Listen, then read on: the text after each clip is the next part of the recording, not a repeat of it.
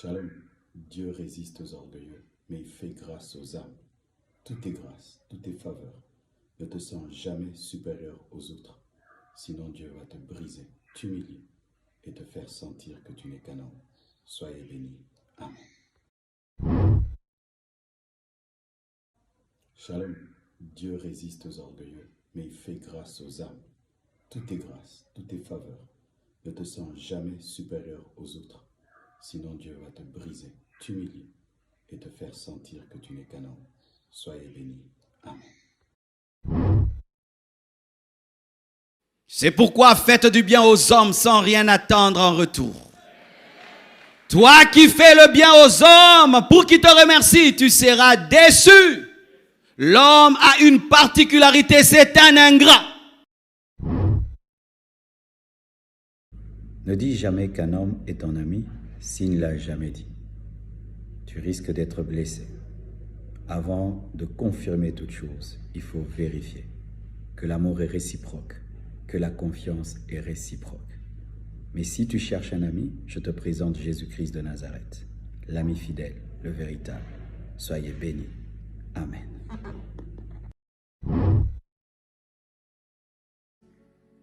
Le temps permet de devenir fort.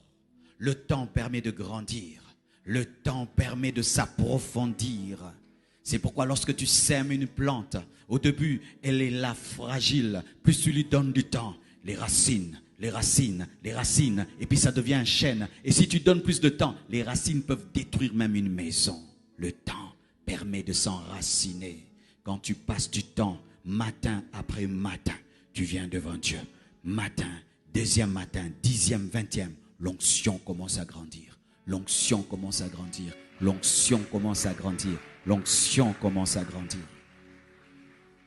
Moïse est allé au sommet de la montagne. Il a fait 40 jours dans la présence de Dieu. Lorsqu'il est revenu, il est revenu avec la loi. Il est revenu avec les 10 commandements. Mais son visage aussi rayonnait. Lorsque tu as investi le temps dans la présence de Dieu, l'onction viendra dans ta vie.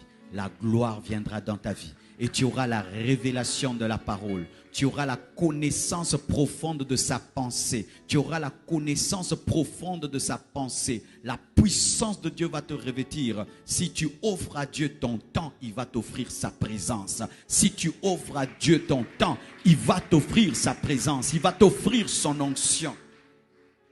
Je dois te dire la vérité. L'un des prix à payer pour l'onction, c'est le temps. Tu n'auras jamais la même onction qu'un homme qui passe toute sa nuit devant Dieu en train de prier. Toi qui pries 30 minutes, vous n'aurez jamais la même onction. On peut dire la foi, par la foi j'ai tout. Mais la foi n'empêche pas l'amour. Et l'amour exige le temps. Vous qui aimez prêcher, non, Dieu ne nous demande pas de durer dans sa présence. Dieu ne nous demande pas de durer. Dieu nous demande de durer dans sa présence parce que notre relation avec Dieu, c'est l'amour. Et l'amour réclame beaucoup de temps. Dieu n'est pas un guichet automatique où tu viens, tu appuies $100 et puis il te donne. Dieu est un amoureux. Pourquoi avec ta fiancée, vous causez 2 heures du temps, 3 heures du temps? Pourquoi tu ne dis pas bonjour, comment tu vas, je t'ai vu? Pourquoi vous passez du temps? Et des fois vous passez du temps, vous ne parlez pas. Vous êtes seulement l'un à côté de l'autre. Et tu penses que Dieu n'exige pas cela, que tu entres dans sa présence, même si tu ne parles pas, tu es seulement là. Frère, je te dis une réalité et un secret.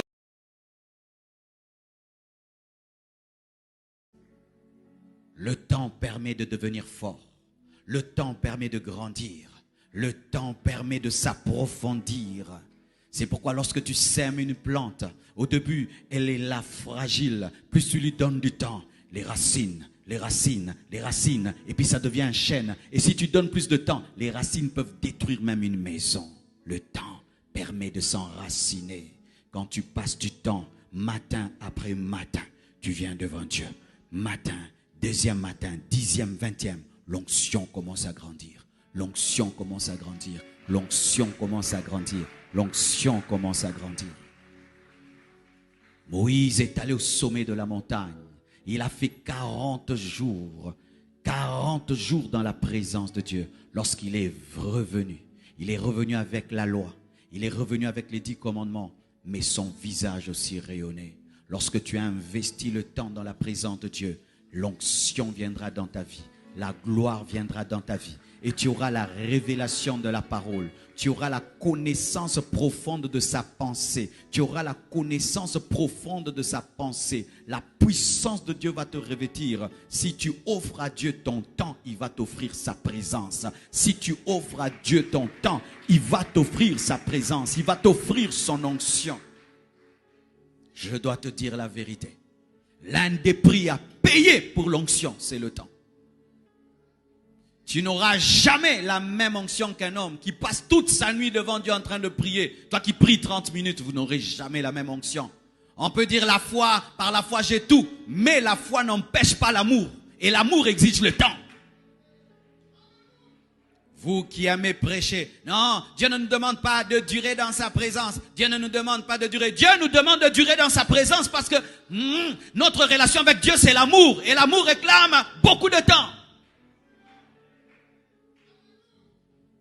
Dieu n'est pas un guichet automatique où tu viens, tu appuies $100 et puis il te donne.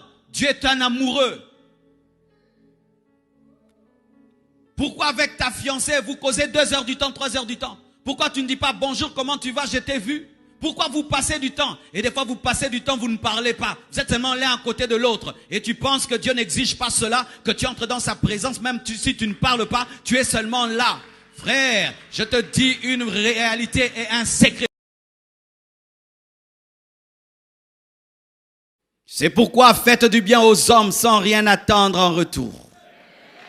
Toi qui fais le bien aux hommes pour qu'ils te remercient, tu seras déçu. L'homme a une particularité, c'est un ingrat.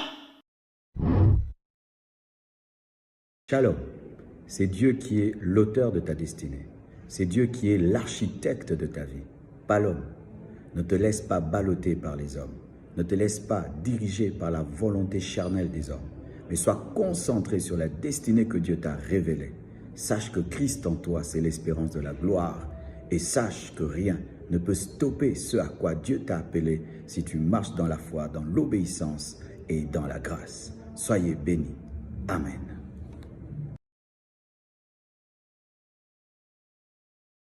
Shalom, c'est Dieu qui est l'auteur de ta destinée.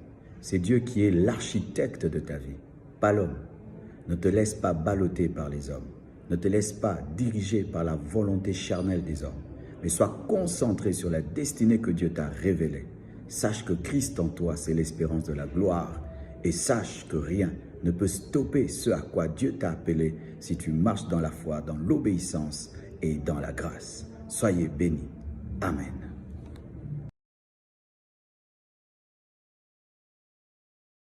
Des jaloux. Partout, on me trompe, on me trompe. Si tu rêves qu'on t'a trompé, donc on t'a trompé. Ah oui, il y a des frères comme ça, très spirituels. J'ai rêvé un homme d'un autre lit. Cette femme doit faire des choses. Elle a fait quoi? J'ai rêvé, pasteur. Donc toi, quand tu rêves, c'est toujours Dieu? Non. Des fois, quand tu rêves, ce sont tes pensées. Ce sont tes peurs, ce sont tes craintes. Beaucoup de chrétiens divorcent. Tu poses des questions à l'adultère. Non, j'ai senti. J'ai vu, tu as attrapé, je n'ai pas attrapé. L'esprit m'a convaincu qu'elle a fait quelque chose. La bouche est très importante dans le mariage, hein? Vous savez ça? La bouche. La bouche est très importante dans le mariage. Maintenant, toi, tu épouses quelqu'un à cause de ses photos avec filtre. Tu as senti l'odeur? Parce qu'il y a des gens qui ont des bouches qui dégagent, hein? Oh, bah ça, hein? On sort le pied, ça. Oui. Maintenant, toi, tu l'as aimé de loin. Quand il sait, il met des trucs. Oh. Donc, tu ne sais pas. Maintenant, quand vous vous mariez, qu'elle te dit bonjour, chérie. Ouais. Oh, Seigneur.